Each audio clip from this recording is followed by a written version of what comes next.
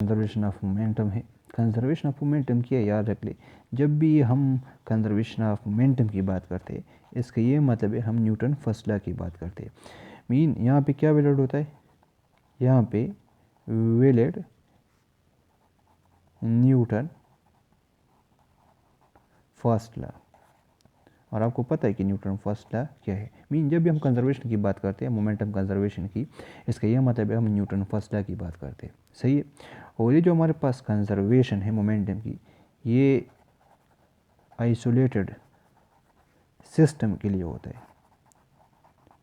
Isolated system हमारे पास क्या, लेट सपोज ये हमारे पास एक बॉडी है, हम कहते हैं ये इसके अंदर लेट सपोज बॉडी है, इसके दरमियान आपस में फोर्सेस लगता है, इसके दरमियान इंटरनल फोर्सेस है, इंटरनल फोर्सेस ज़ीरो नहीं है, लेकिन इस सिस्टम पे जो एक्सटर्नल फोर्स है वो हमारे पास क्या ज़ीरो है।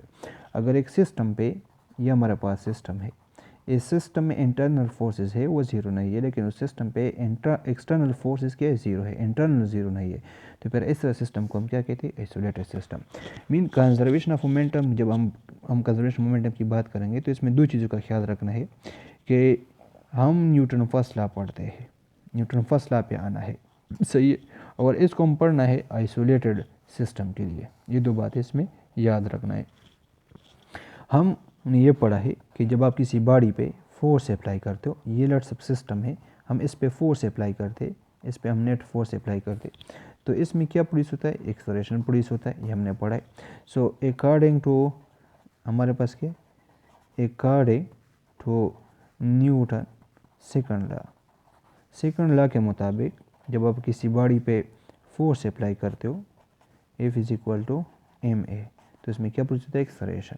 ये हमारे पास क्या है, नेट फोर्स है। लेकिन न्यूटन फर्स्ट लॉ के मुताबिक अगर किसी बॉडी पे नेट फोर्स क्या है, ज़ीरो है, तो इसमें एक्सेलरेशन क्या होगा, ज़ीरो।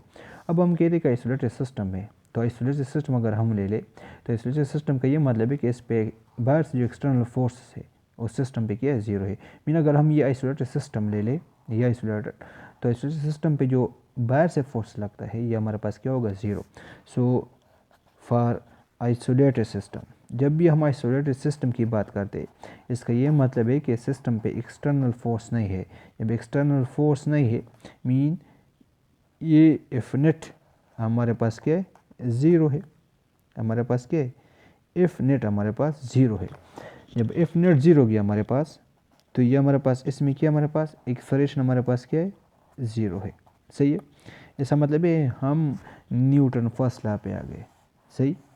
लेकिन हमने ये भी पढ़ा है न्यूटन सेकंड लॉ के मुताबिक जब किसी बॉडी पे नेट फोर्स लगता है, तो उस बॉडी का क्या चेंज होता है, मोमेंटम चेंज होता है।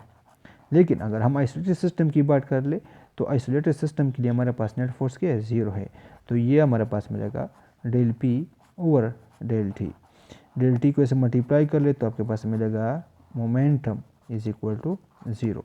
तो इसका ये मतलब है कि चेंज इन मोमेंटम ज़ीरो है, फाइनल माइनस इनिशियल हमारे पास क्या है, ज़ीरो है, या मेरे पास मिलेगा final is equal to initial. इसका ये मतलब है ये हमारे पास क्या है, ये मोमेंटम फॉर्म है, ये इसका मोमेंटम फॉर्म है ऑफ न्यूटन फर्स्ट लॉ। हम फर्स्ट लॉ पे आ गए। इसका ये मतलब है जब भी हम कंजर्वेशन किए हम कहते हैं momentum is remains conserve, mean remain same. इसका ये मतलब है अगर किसी सिस्टम पे बाहर से कोई फोर्स नहीं है तो इसका मोमेंटम कंजर्व रहेगा, सेम रहेगा। ये भी न्यूटन फर्स्ट लॉ है, ये भी हमारे पास क्या है, न्यूटन फर्स्ट लॉ है। इसका मतलब है जब भी हम कंजर्वेशन ऑफ मोमेंटम की बात करते हैं हम न्यूटन फर्स्ट लॉ पे आते हैं।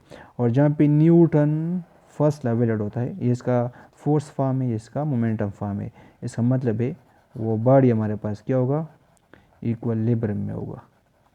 और ये हम आगे पढ़ लेंगे कि बॉडी का मोमेंटम चेंज नहीं हो रहा है, इनिशियल फाइनल सेम है, बॉडी पे फोर्स नहीं तो बॉडी विल बी इक्वल।